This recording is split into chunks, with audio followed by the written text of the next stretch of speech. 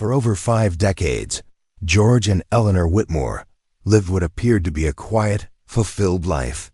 Nestled in a sleepy town in Vermont, their white cottage with green shutters stood as a symbol of stability. George, a retired Navy officer, had spent his post-service years in peaceful routine morning walks, home repairs, and afternoons tending to his rose garden.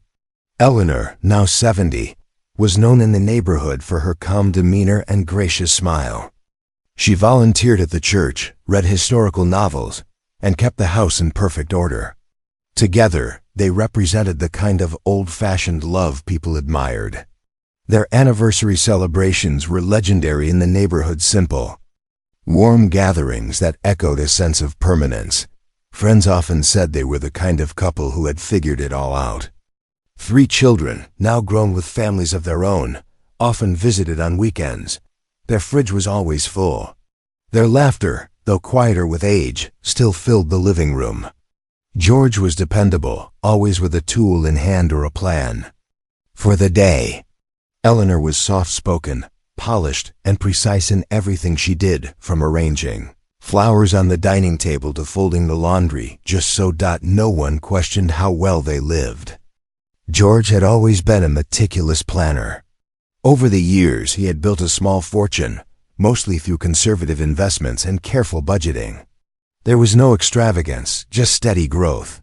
One of the things he did, without much fanfare, was secure a $2 million life insurance policy. His children knew about it, but it was never a topic of discussion. George simply wanted to make sure Eleanor would be comfortable if he passed first. He didn't believe in leaving things to chance, but behind the routine, behind the picture perfect life, something had shifted. Eleanor had begun to change in ways too subtle for anyone to notice at first. She started going out more frequently, offering vague explanations about book clubs or old friends. Her church visits grew less frequent, and she became strangely secretive about her schedule. She would dress more carefully, spend more time in front of the mirror, and return home with bags she wouldn't let George see.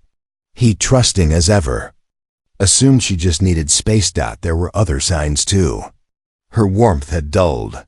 The patience she once showed had thinned. While George still treated her with kindness, Eleanor's responses were shorter, colder. Something in her eyes had shifted, some deep, unseen calculation, replacing what once had been gentle companionship. When friends asked her about growing old together, she'd smile, but the light in her voice was gone. She had begun to feel trapped. In her mind, the once comfortable marriage now felt like a slow suffocation. The years stretched behind her like an endless pattern of sameness, and ahead, nothing. Eleanor began imagining a different life.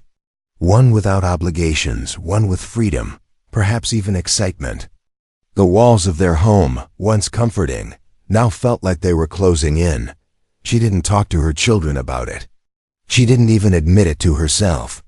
But deep inside, a hunger had started to grow.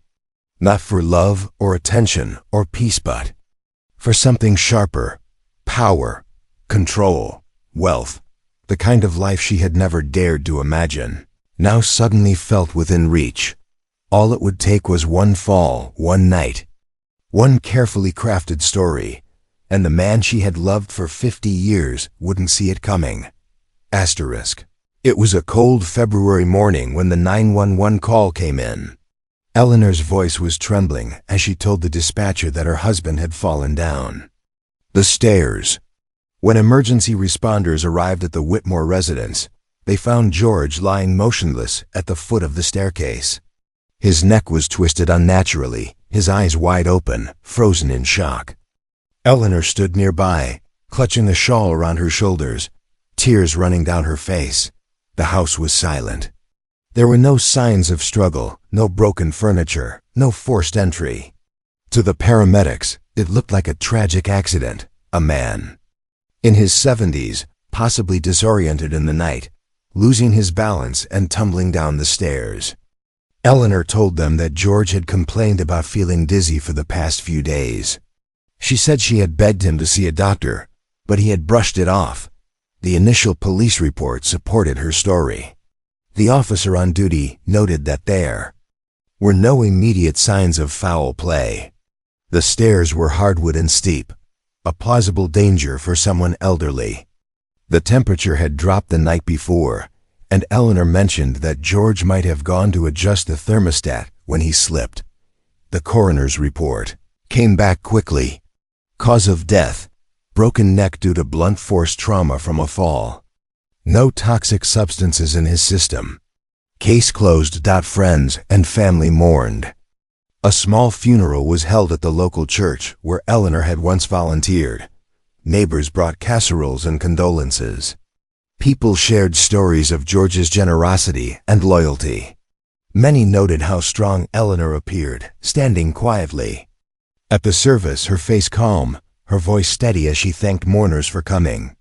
She said George had gone peacefully, and that she was grateful for the years they had shared. But underneath that calm, something had begun to shift. Within week of the funeral, Eleanor contacted George's insurance company. The policy had been in place for over 2 decades, and all the paperwork was in order. The payout, $2 million, was wired directly into her account. No red flags. No delays. Then came the changes. Eleanor sold the house within a month. She gave away furniture, sold George's tools, and donated most of their belongings. She moved into a luxury apartment in a nearby city, far from the quiet streets where she and George had lived for decades. She bought new clothes, expensive jewelry, and was seen driving a black Lexus sedan, far from the modest sedan they used. To own. She stopped attending church. She cut off regular contact with old friends. She didn't return calls from her children as often. To those who once knew her, Eleanor had vanished into a different world, one far removed from grief or mourning. At first, her children didn't question it. People cope in different ways, they thought. Maybe Eleanor needed distance, a change of scenery. But Lavra, her middle daughter, couldn't ignore the strange feeling growing inside her. Something felt off. Too fast, too cold, too detached. Her father's death had barely faded before her mother had transformed into someone unrecognizable. What troubled Lavra most wasn't just how quickly Eleanor had moved on. It was the expression she'd seen once on her mother's face during the funeral. Not sorrow, not loss, but something closer to relief. And now, with $2 million quietly tucked away in Eleanor's new life, the questions were only just beginning. Lavra couldn't let it go. Her father's death replayed in her mind like a puzzle with missing pieces. George Whitmore had been a healthy man, strong for his age, and not once had he ever mentioned feeling dizzy or unsteady. He had always been cautious, especially around the house. He even installed railings along the stairs a few years ago for safety, something he insisted on after hearing about a neighbor's fall. The explanation of a sudden accident didn't fit, not with the man she had known her whole life. She began to notice details she had missed before. When she arrived at the house the day after the funeral, Eleanor was already boxing up George's belongings. His favorite chair, his tools, even the books he loved gone or packed away. Lavra found it strange. Her mother, who once couldn't part with an old vase without hesitation, was now throwing away pieces of their shared life without a second thought. Then there was the speed with which Eleanor had moved on. She sold the family home in less than 30 days, bought a luxury apartment in a different city, and furnished it with things that didn't resemble anything from her old life. Lavra visited her once and saw high-end art on the walls, new designer clothes in the closet, and a brand new car in the garage. It was as if her mother had stepped into someone else's life and liked it. But the real turning point came when a neighbor mentioned something odd. A few weeks before George's death, a younger man had been seen visiting the Whitmore home. Tall, athletic, maybe in his mid-40s, he didn't seem like a family member. Lavra had never seen him before. The neighbor assumed it was a handyman, but when Lavra asked Eleanor about it, she simply said, "Oh, just someone helping with some things," and quickly changed the subject. That vague answer bothered Lavra. She started looking into her mother's financial records, something she could access as part of the estate process. What she found raised even more questions. There were several large cash withdrawals amounts that didn't match Eleanor's usual spending habits. One, in particular, stood out. A $25,000 withdrawal made just 2 weeks before George died. Digging deeper, she traced part of the money to a lease on a small downtown apartment in Burlington. The lease wasn't in Eleanor's name, it was under someone called Vincent Lake. The address was unfamiliar, but curiosity got the better of her. She drove to the building, pretending to be interested in an apartment, and asked the manager casually about Vincent. The manager confirmed he still lived there, but was often away for long periods. "Nice guy, always dressed sharp," he added. "Has a thing for older women, though." The comment chilled her. Back home, Lavra searched the name online. What she found turned her suspicion into dread. Vincent Lake had a criminal history: fraud, manipulation, and past accusations from elderly women who had claimed he took advantage of them. No convictions, but plenty of warnings. Lavra realized her mother had been hiding something much darker than grief. This wasn't a woman trying to move on from her husband's death. This was someone who had carefully erased her past and was living a new life funded by blood money. She took her findings to a private investigator. If what she suspected was true, her father hadn't fallen by accident. He had been eliminated. And the person responsible had worn a mask of devotion for 50 years. Lavra knew it was time to uncover the truth, no matter how painful it would be. Because love doesn't leave without mourning, but greed. It walks away smiling. The investigation into Vincent Lake revealed more than Lavra had imagined. The man wasn't just a con artist. He was a predator who had perfected the art of exploiting loneliness. His record stretched across 3 states. Always the same pattern: befriend an older woman, gain her trust, and manipulate her into giving him money, cars, or even housing. He left behind a trail of financial ruin and broken lives, but somehow always managed to stay just out of reach of the law. This time, however, things were different. Eleanor hadn't just been manipulated, she had acted. With motive, means, and a $2 million payout. Lavra knew this wasn't a case of emotional deception. This was calculated murder, and Vincent hadn't done it alone. The private investigator she hired began gathering evidence. Surveillance footage showed Vincent visiting Eleanor's apartment multiple times after George's death. Sometimes late at night, other times in the early morning. He was seen driving the Lexus Eleanor had purchased, often alone. More alarmingly, one security camera caught them together at a jewelry store, laughing as they shopped for expensive rings. Just 6 weeks after George's funeral. There were text records, 2 messages between Eleanor and Vincent, retrieved through phone data. Some were ordinary, others chilling in their implications. One message, sent a week before George's death, simply read, "Once this is behind us, it's just you and me." Another, days after George died, said, "It all worked." He never saw it coming. The investigator also found traces of a sedative purchased from an online pharmacy using a fake account.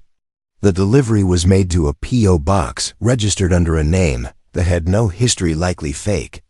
But the prescription drug matched what was later found in George's second toxicology report. The original coroner's report hadn't tested for it, assuming a fall. But now, with new findings, authorities were willing to exhume the body. The re-examination changed everything. The toxicologist found low but present levels of a drug that causes drowsiness, confusion, and loss of balance, just enough to make someone like George unstable. That, combined with a sudden push, would make the fall look natural. The blow to his neck was sharp and deliberate, consistent with someone being shoved forward, not tripping accidentally. This time, police took it seriously. With enough circumstantial evidence, they reopened the case. Detectives interviewed Eleanor again. Her tone was different now, more guarded, less emotional. She denied knowing Vincent well, claiming he had just been a kind friend who helped her cope after George's death. But the paper trail, video footage, and text messages told another story. When presented with the evidence, she went silent. The mask she had worn so effortlessly began to crack. Vincent, meanwhile, had already sensed the walls closing in. He attempted to flee the state, but was caught in a hotel outside Boston with $18,000 in cash and a suitcase full of clothing. During interrogation, he turned on Eleanor quickly. He claimed she had orchestrated the entire plan and seduced him into helping. Whether or not that was true didn't matter. Their alliance crumbled. The case made headlines across the region.